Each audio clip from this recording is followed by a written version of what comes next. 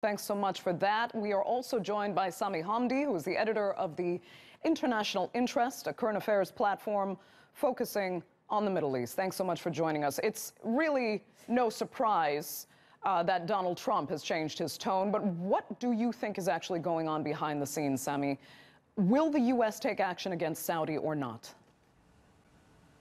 I think what we have to first understand is why Donald Trump and Jared Kushner have been so keen to protect Mohammed bin Salman so far.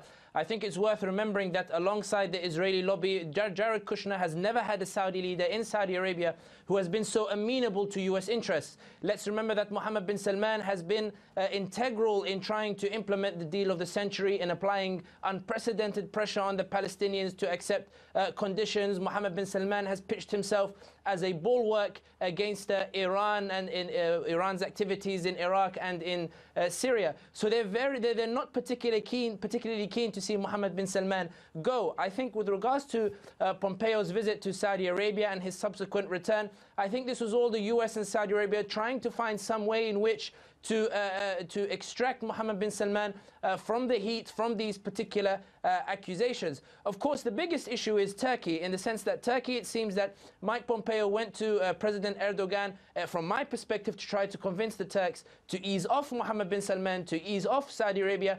But it seems that the Turks are committed in trying to find out exactly what happened with Jamal Khashoggi and keen to find out whether Saudi Arabia genuinely had a role to play in this particular situation.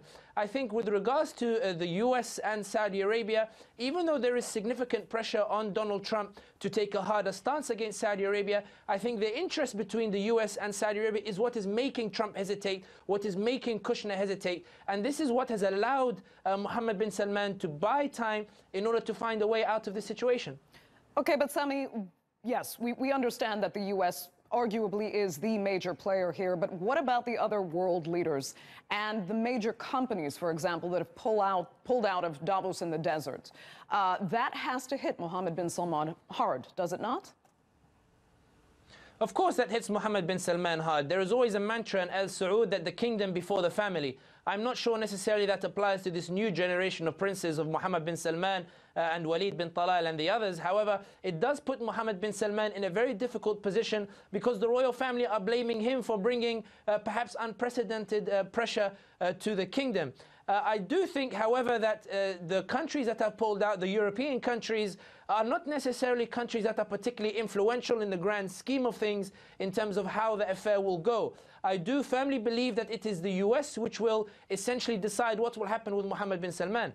I think it's very interesting that yesterday there were reports that Mike Pompeo behind the scenes actually told Mohammed bin Salman that your future as king is under threat. In other words, that the US is trying to save Mohammed bin Salman, but it's becoming increasingly difficult for Trump to continue to stand by Mohammed bin Salman. In terms of the investors pulling out of those, pulling out of the conferences, I think that is something true to highlight. I think it's something that is significant in the sense that it shows that there is worldwide anger with regards to Jamal Khashoggi, and it shows that there is pressure on Saudi Arabia. However, let's also remember that this is a region where Abdel Fattah al-Sisi of Egypt had killed hundreds of people in Rab'a al-Adawiyya. This is a region where Assad has opened fire on his people and killed them relentlessly. This is a region where Yemen has the worst humanitarian crisis in modern times. So I think we should put things into perspective, that these companies still manage to find some way to deal with these countries. These nations still find ways to keep ties with some of these countries. So I think that we should put things into perspective. It is significant, but it is not paramount. The key thing is, what will the US decide? Okay, Sami Hamdi, thank you so much for joining us there live from London.